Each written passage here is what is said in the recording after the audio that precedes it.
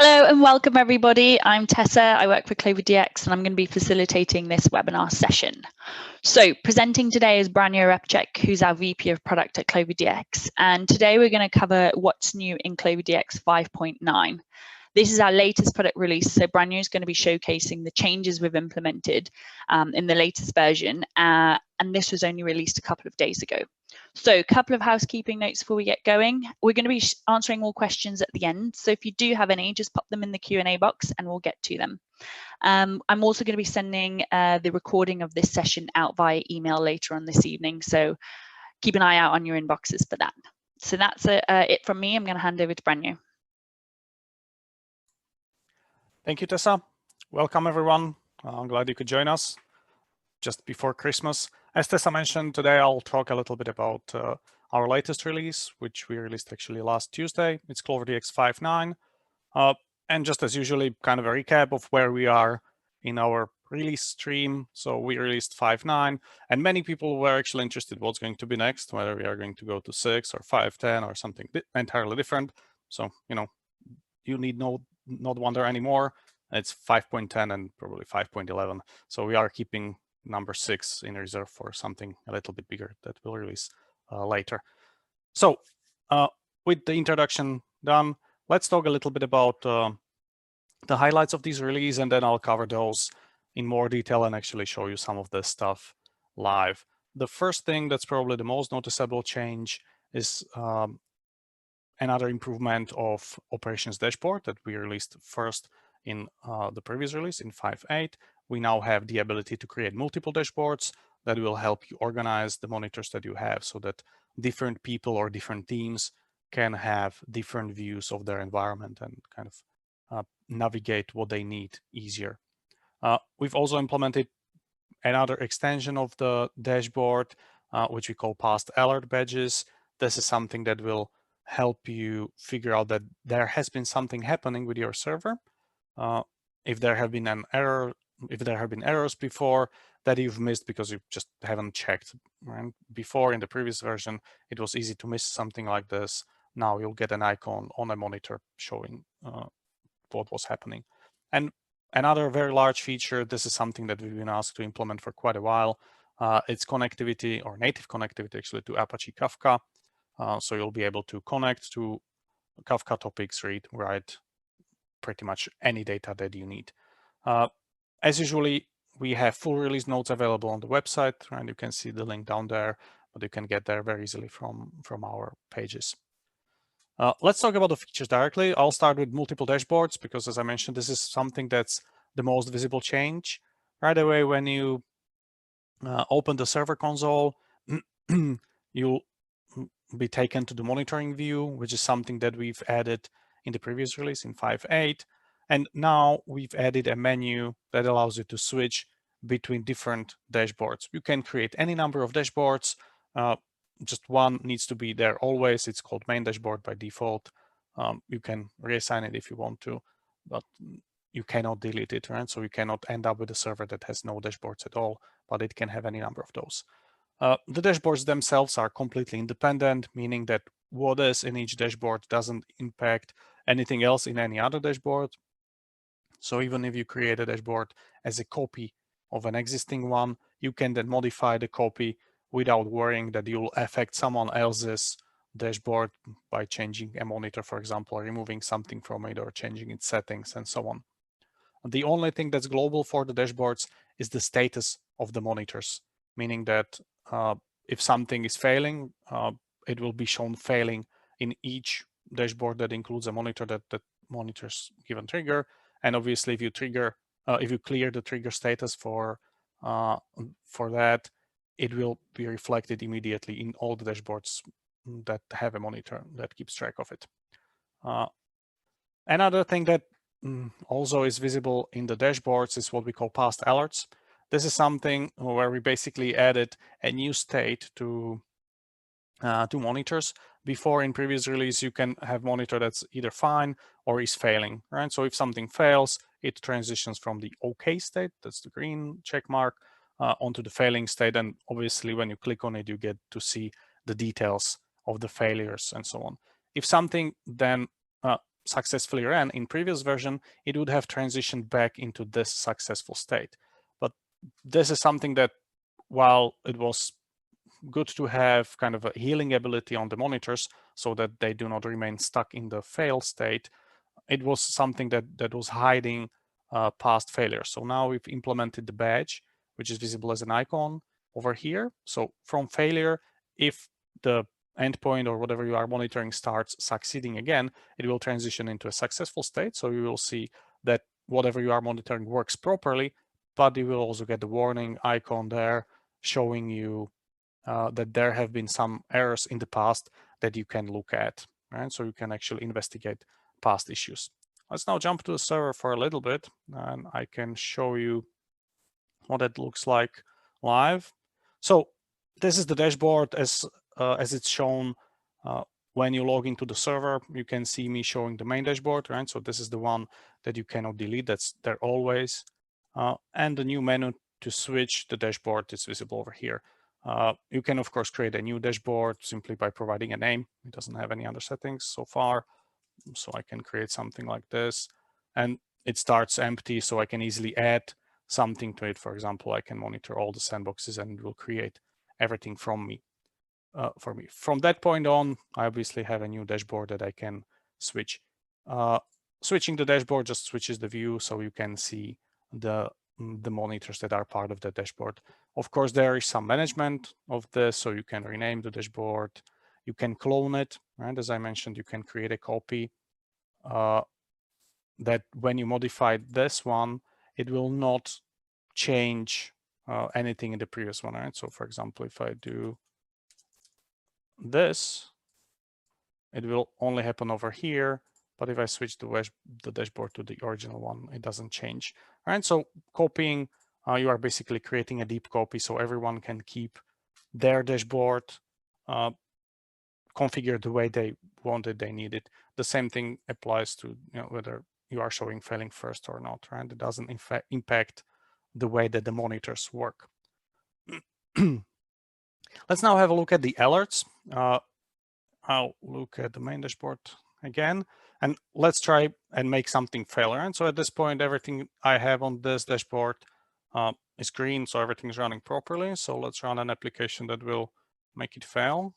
Right, so I'll run a bunch of web service calls, and all of them will actually fail. I think it will run about 100 calls. Right, so we see the failure over here. Just as before, I can investigate the failure. But let's assume that I haven't been there when the thing failed. That, for example, it might have happened during the night when no one is actively watching the dashboard. And in the meantime, someone else started hitting the APIs again and ran a bunch of successful executions. So let's wait for that. So I've ran another 100 calls to the API. This time they all succeeded. And you can see that the monitor has turned into green again, but I have the badge over there. And when you hover over it, you'll get information about how many triggers failed. Can be, of course, multiple in the past. And when you click on the detail, the color of the trigger that's okay now, but was failing before is slightly different. It's not deep red like for the current failure, but you can see that it's different around. It's not green either. And of course, you can click on the error message and it will take you to the details when you click on the icons. The only way of getting rid of the badge, you can log off, log in. It's going to stay there until you acknowledge the error, right? Either doing it one by one on the endpoints. So the goal is to give the support team or whoever is actually investigating the problems ability to kind of acknowledge that they've looked at and fixed the problem. So you can do it one by one, or you can mark all as resolved globally. For example, if all of this was working with some sort of API that was down for a little bit, and you know that it's up now, then you might be able to clear all of them because if the API is up, then it will be fine. So if I acknowledge it, it will refresh itself and I'll see in green. All right, so this way you can very easily track kind of progress of your investigations while the UI is still kind of simple, so you don't have to deal with complicated workflows or anything like that. And obviously the status of this reflects everywhere where it's visible, right? I actually have a dashboard. It's this one. where the whole monitor is broken into 2 different monitors and this one was failing, right? And you can see that it's fixed now as well. So let's have a look at the slides further. Let's talk a little bit about Kafka. So this is one large feature that we've implemented. We've actually added multiple things to make this work. The first is obviously a connection to Kafka. If you've used Clover before, you know that in Clover, when you need to connect to database or pretty much anything external that usually requires some sort of authentication, we have something that we call a connection. So now we have an Apache Kafka connection that allows you to configure all kinds of things. And I'll show you in the designer what kind of options we offer there. And obviously, we've implemented a number of components that allow you to work with Kafka as such. So we have a reader that allows you to consume data from Kafka topics, Kafka writer that allows you to produce and write data into Kafka, and Kafka commit that allows you to manually decide which messages you have processed or kind of notify Kafka topic about which messages have been processed. So again, let's have a look at what this looks like in the designer. So I'll start with the producer first. Actually, yeah, so this is a simple graph that reads a file, it's a flat file, turns that into JSON. One record is turned into a single JSON and then writes those JSON messages into Kafka. So obviously to connect to my Kafka, I had to create Kafka connection first. This is very easy. I can simply go to connections and create Kafka connection. They work just like any other connection in Clover, right? So you can create them, you can externalize them and save them in a file so that these connections can be shared by multiple graphs or even multiple projects if you need to. Let's open the settings of this one. On a basic level, if, for example, your Kafka is not authenticated, the only thing you really need to specify are the Kafka Bootstrap servers. In my case, you can see that I have 3, but you can start, of course, with 1 or 15, depending on how large cluster you have. We support multiple ways of authenticating against your Kafka. You can either use SSL and TLS, right, by selecting trust stores, key stores, or you can use SASL, which is a bit more complex. You can either use Kerberos and provide all these settings that it requires, or plain, which requires just username and password. Or if you really need something really custom, just like in many other cases in Clover, if you select this, you can provide the configuration over here. It depends on whatever you need, right? So you can select different authentication method that your Kafka is configured with, and as long as the driver supports it and everything else works, it will work, right? I think Kafka is something like this, and you can type configuration over here. Even though we do not support it directly by offering you, like, for example, pre-filled settings, you can still do that. To configure your connection even more, you can add any properties to consumer settings and to producer settings. Those will be inherited by every producer or consumer that uses the connection. This is something that you can use to fine-tune all kinds of details about how you are connecting to your Kafka and how it will work. And these are the properties that you can find in Kafka documentation. Right? So when you look at consumer API, there are dozens of properties that you can configure, and the same thing for producer. So that's the connection. And then, of course, if you want to use it, you grab Kafka writer, right? In my case, because I want to write first, so that I have some data in my topic. And we have 3 components. So the writer, it's actually very simple to use. On basic level, you need the connection and then specify some settings. For example, topic where you want to write. You can specify partition if you want to kind of hard code it, or you can let Kafka decide, and all kinds of other settings. What's interesting is that we support both text or string data as well as binary, right? So you need to decide which is that. The default is string because this seems to be very common, but it's possible to also process raw data like bytes, right? Either as a key or as a value type. So if you store binary data in your Kafka topics, you can consume or produce them directly. I'll switch it back to the default to string since that's what I want to write. And then, as is true with many other components in Clover, we offer 3 kinds of mappings to configure input, output, and errors, how to handle the data that comes into the component, what to do with output, and what to do with mapping. So let's first run it, and then I'll come back to those. All right, so it will read a couple thousand messages or a couple thousand records from a file, turn that into JSON, and then write all those. And our Kafka writer supports 2 outputs. This one is information about what was successfully written to Kafka, and if there were any errors, they would be submitted over here. You can see that I have it connected to a fail component that would kill the process if something went wrong. In my case, everything went fine, and I can see the details of, for example, which partition was selected. Since I didn't configure it by myself, Kafka did the partitioning on its own. And I think that the topic that I'm writing to has 10 partitions, right? So you'll see numbers between 1 and 10. Yep, so it's very easy. As far as the data that's sent to Kafka, it can be pretty much anything. The value or the content of the message ideally should be smaller, and that's what Kafka is optimized for. You can provide a key, and you can override topic, partition, and also a timestamp for every message, right? So you can override these. If you provide null, it's taken from the component, or a default from Kafka will be used. So kind of keeping in line with what we do elsewhere in Clover by giving you pretty much all the options that you might need. So that's writer, and I managed to write 5,000 records. And on the other side, we have the consumer or Kafka reader component.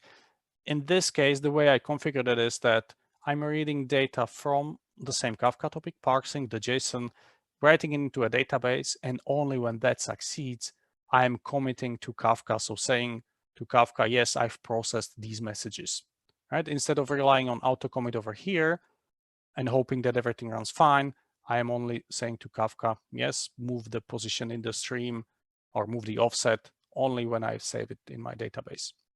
All right, so let's run this, and then let's inspect the components afterwards.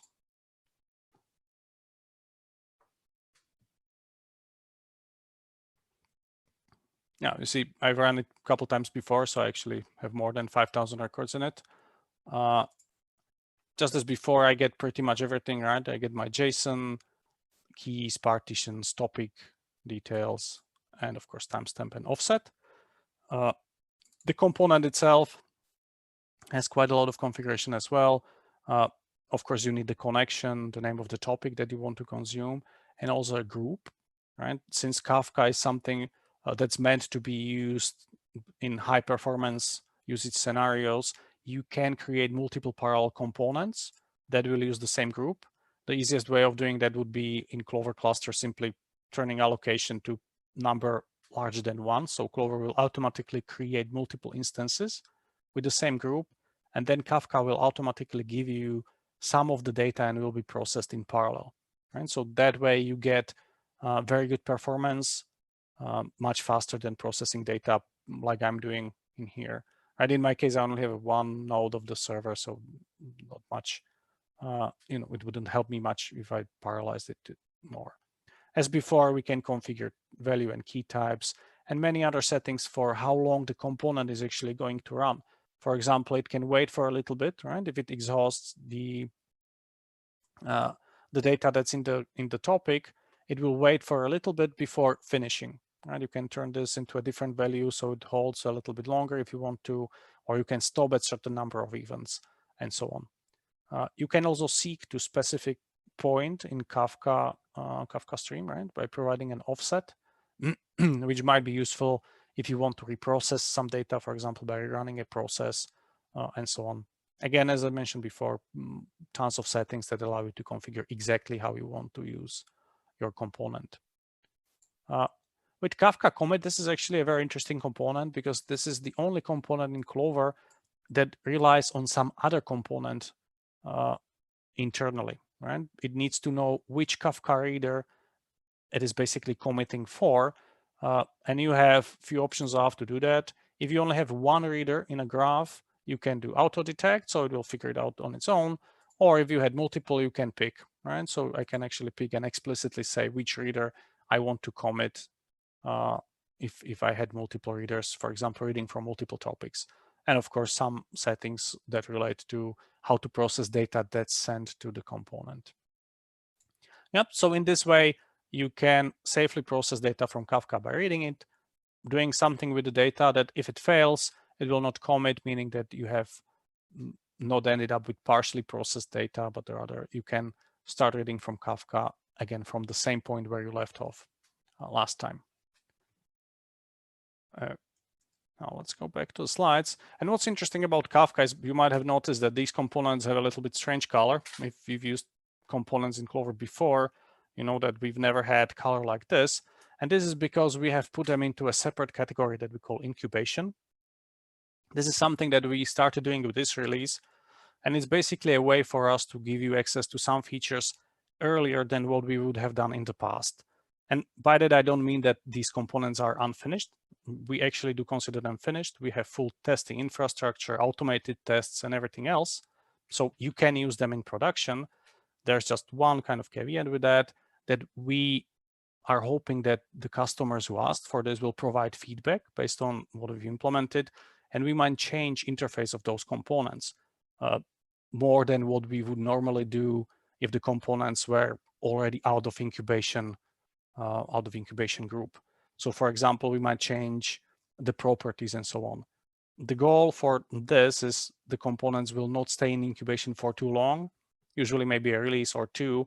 And after that, they will graduate out of the incubation and will become regular Clover components that will have stable interface as far as properties go, metadata that they consume or produce.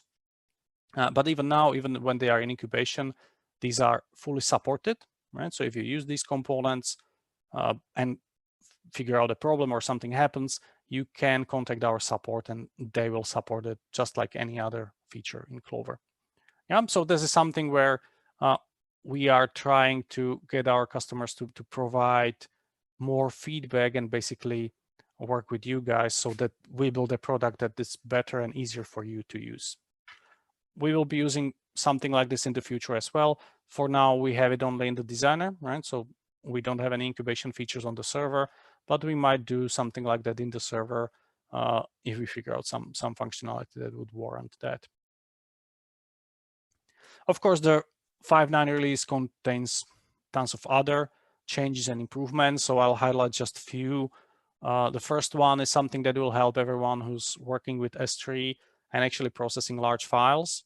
This is a very interesting feature because 5 gigabytes is a limit of the file size for S3, but you can actually create large files by merging files in S3 later. So our component MoveFiles did not support those merged files, but now it does, right? So you can move large files around on S3. If you move it between two different buckets in the same account, it will actually do server-side copy, so it will not download data to Clover, so it will be very fast. Another thing connected to AWS is that if you've played with Marketplace, you have noticed that when you are creating the instance, we have a drop-down that allows you to select instance size for how many CPU cores you want to dedicate to your Clover instance. We had, I think, 5 options there. We now allow more. The drop-down is still the same, but you can actually change the settings later to pretty much anything that's not a special purpose, like graphics workstation kind of instance. Yeah, so you can use even the instances that have super fast solid-state drives with large capacity and so on, if you need to try Clover on something that's more specialized and fit for certain use cases. We actually spent quite a bit of time working with databases in this release. Many of those changes are small, kind of in the backend, helping you here and there. But one of them that might help you, especially in larger deployments, is that we've changed the backend database a little bit and got rid of some issues in it, which prevented MySQL from replicating the database successfully. The same thing will help also for other clustered databases, right? Because of primary keys and a few other things. So you should now be able to run Clover with clustered database on more platforms than you were able before. Another thing that will help you, especially when you are trying to use some automation or some other tools to track what Clover is doing, you all know that Clover produces quite a number of log files as part of its operation. You can now change the log layout to JSON much easier than it was possible before. And it was possible in the core, so the server itself, but the worker, which was actually running graphs, it was more complicated because of the class path issues in Java. We have now worked on that, and it's much easier. You can simply change the log4j configuration and it will work. You don't have to worry about anything in class path.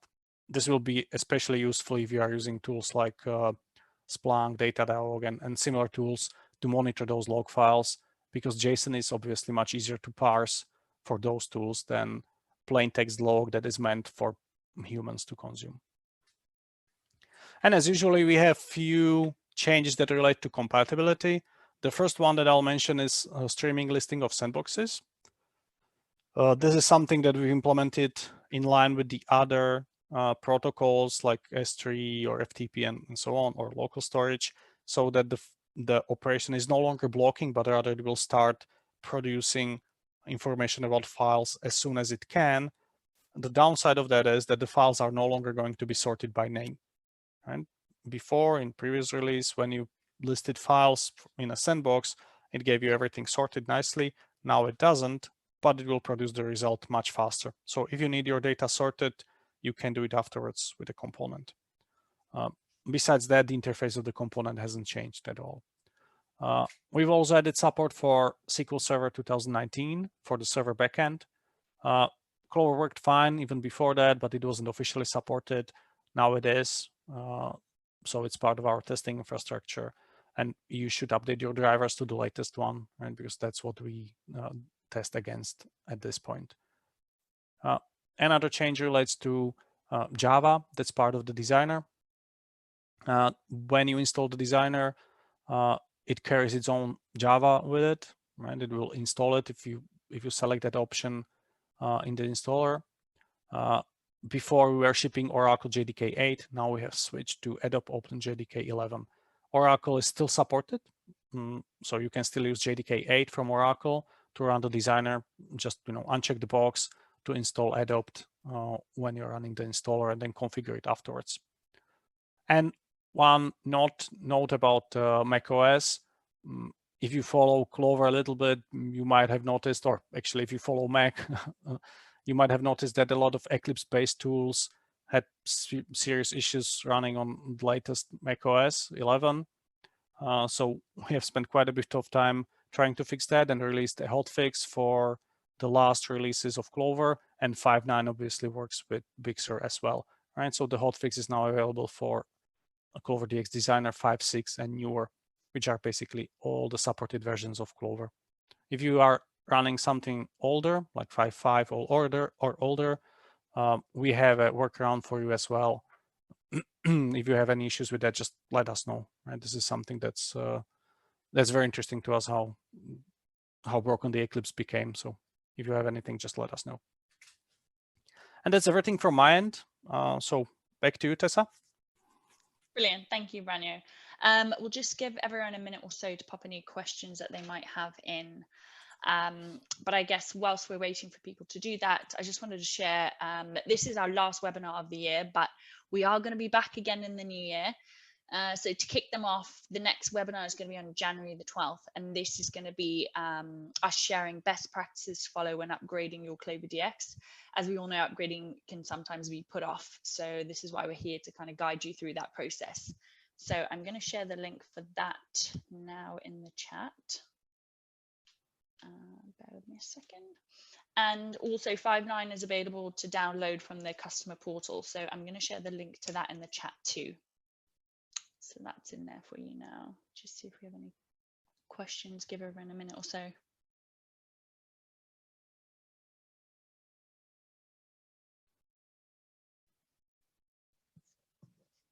I guess as well as that, we've also got a great lineup of webinars to come in 2021.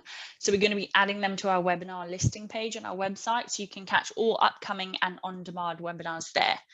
So I've posted that link in the chat too. Just see if we have any questions.